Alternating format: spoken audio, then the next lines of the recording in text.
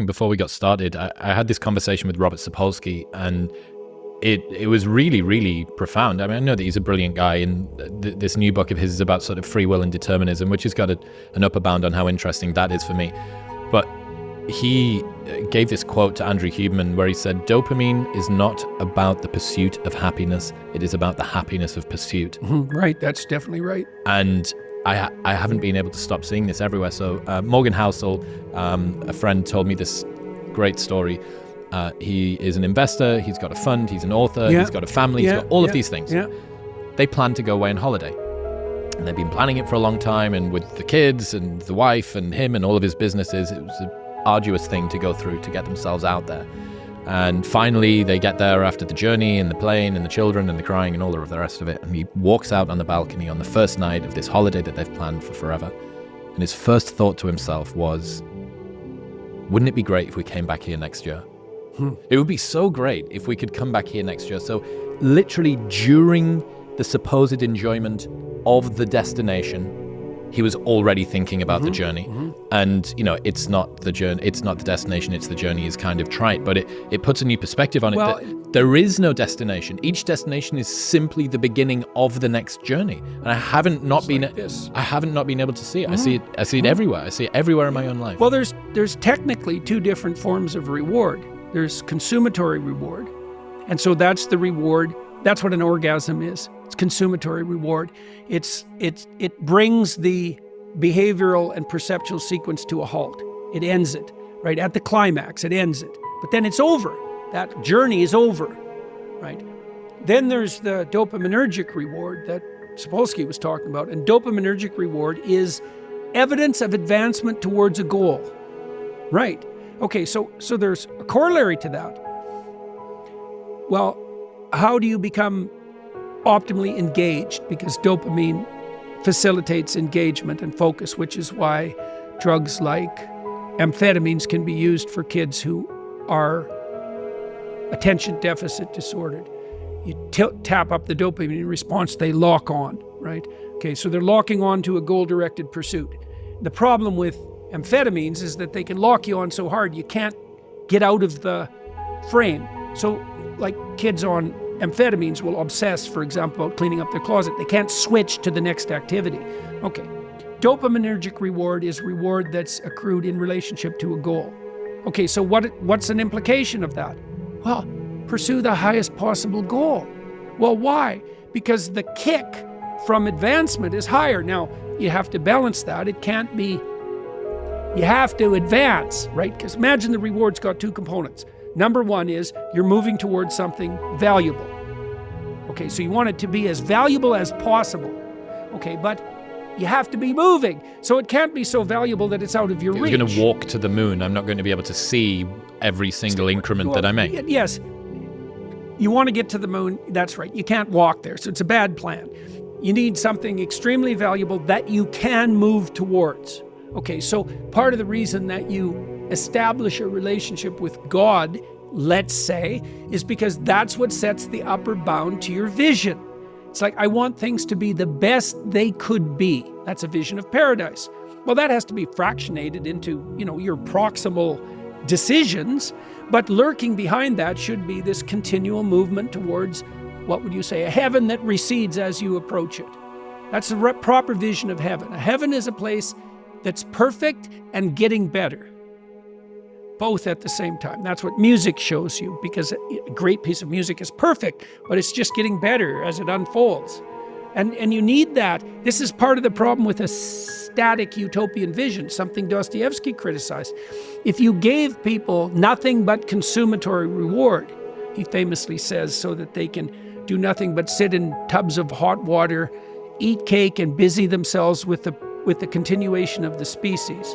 Human beings would break that all to hell in a moment just so they have something interesting to do. What was that quote that you said on Rogan years ago? If we were to make the world sufficiently perfect, the only desired lack would be for the desire of lack itself. What's that? That's Kierkegaard. What's the proper? Can you remember the proper? Well, Kierkegaard pointed out that if as we make the world easier and easier, so this is perhaps part of the problem with the material plenty that's at hand, is that at some point, what becomes lacking is lack itself. Yes. Right, yes, exactly. It's optimal deprivation.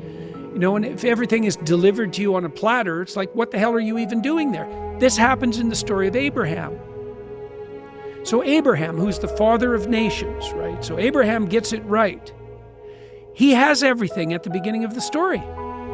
He has rich parents.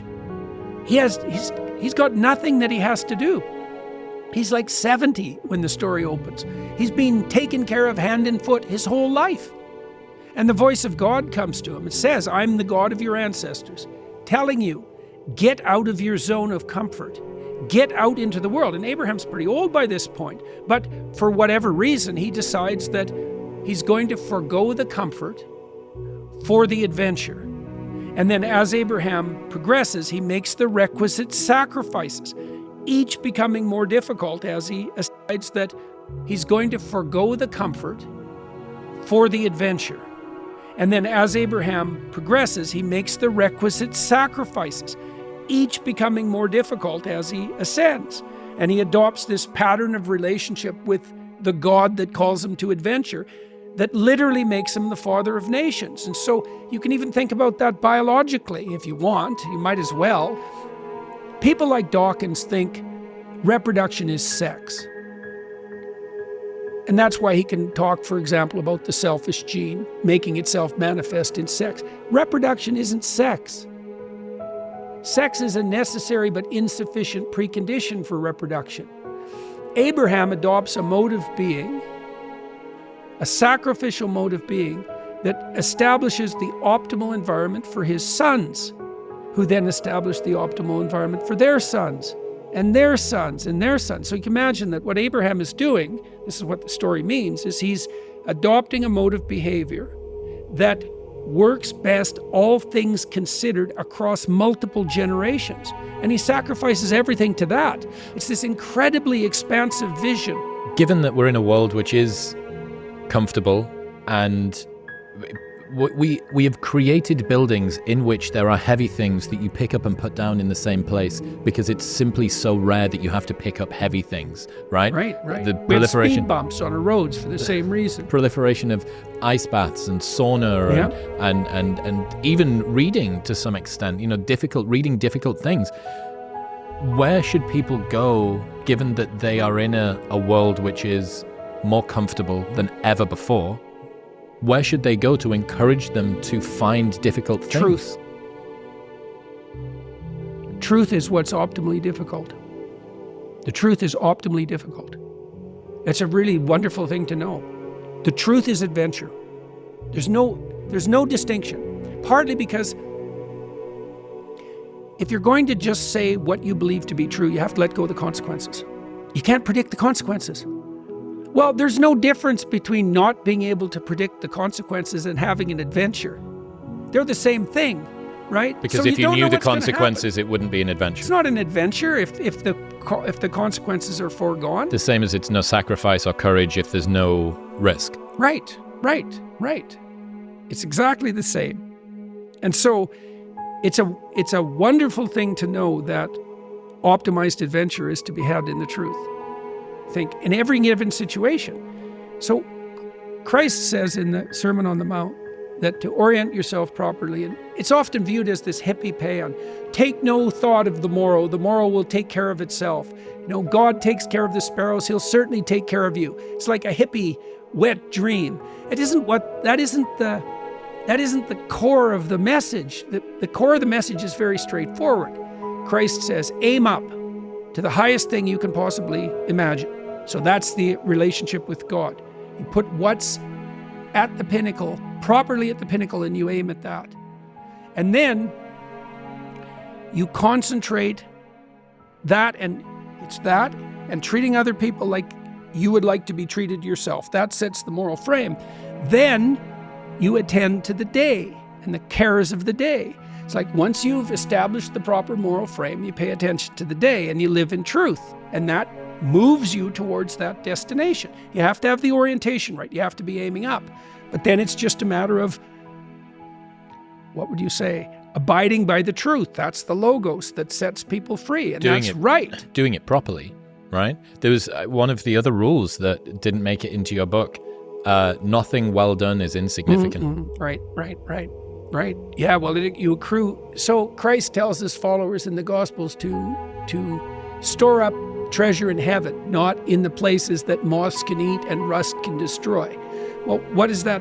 What is meant by that? Well, it's meant by it means the same thing that you just pointed to, which is that if you run yourself through a disciplinary process, so you accomplish something, maybe you don't attain the goal you were aiming at, but you accrue a new way of looking at the world and a set of skills. Well, if you just keep doing that, you have multiple ways of looking at the world and more skill. Well, that's your storehouse of treasure. The reason women use wealth as a proxy for attractiveness is because wealth is a proxy for competence. It's not competence, because you can be rich and useless. Now, it's not that easy, but it can at least happen temporarily. But women use markers of wealth to assess competence. And the competence is the treasure, not the wealth. Because if you're competent, you could be thrown into the desert and you'll make it bloom. I've said this about people that go to the gym. So from the outside, someone that goes to the gym and has got a good body or whatever, there's the body, and this is what you get to touch during sex and when you're intimate, right? But the story that someone who has a good body tells you about the sort of person that they are is much more important, I think, than the way that it manifests physically. It's someone who is reliable, who is able to overcome hard things, who is self-disciplined. Yeah, it's a marker for just discipline. this whole big, long laundry list of things. They're able to deal with pain and discomfort, which is kind of sexy in a way. And it's the perfect materialist disciplinary strategy, right? Because it's very concrete. Well, you change your body. It's like, is that a spiritual pursuit? Well, it is insofar as it requires long-term discipline and sacrifice. And you might hope, and I think this is likely the case, that, you can get stuck in the bodily self-improvement niche and focus on that too obsessively, but you can also use it as a stepping stone to discipline pursuit itself. And lots of people do that. I think I told you the last time that we chatted about the manopause, this thing that I'd come up with. So I noticed toward the end of my 20s that lots of guys who had been training with a particular modality, usually bodybuilding, usually exclusively for the way that they looked, realized as they approached their 30s that they were getting out of breath going up a set of stairs and that they maybe couldn't touch their toes, and they looked fantastic. But no, they just felt like they should maybe start to value different things. And they then changed their training, and they would go and do Brazilian Jiu-Jitsu or yoga or CrossFit or, some other form of whatever. And that precipitated a change in everything else. And I saw this in myself, right? I get toward the end of my 20s. I've achieved success in many of the ways that society tells a young man that he should value success. There was a discordance. Something felt off. And you then think, okay, well, maybe I need to assess whether or not the things that I've been told I should want are things that I actually want to want. And very quickly you realize, and I don't know, it feels like a quarter-life crisis. I think so many men go through this. They go, I either succeeded or didn't succeed at a game that I was told that I was supposed to value playing, and upon reflection, I really don't care for it as much as I thought I did. Maybe there was some elements, I was so proud of what I'd done with my business partners, I was so proud of the things that we'd achieved. But then there was other stuff where I was like, why have I attached so much of my sense of self-worth into this and this and this? And then you have to assess. And so this is what happens in the story of Exodus when Moses encounters the burning bush.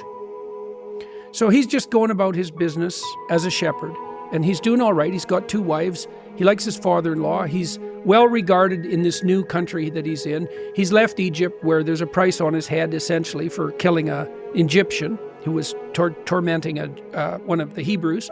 Anyways, Moses is just going about his business as a shepherd, which was a very tough job in those days. And this thing catches his eye, this glimmer, this gleam, and he goes to investigate. Okay, so what does that mean? It means as you're progressing through life, something will capture your interest. And in the story you just told, it's like somebody decides they're going to start going to the gym. There's something about becoming physically fit that calls to them, right? Which is an interesting thing, right? Because it calls to them. It's not even necessarily a decision they make. It's more like a possibility that makes itself manifest that's of interest.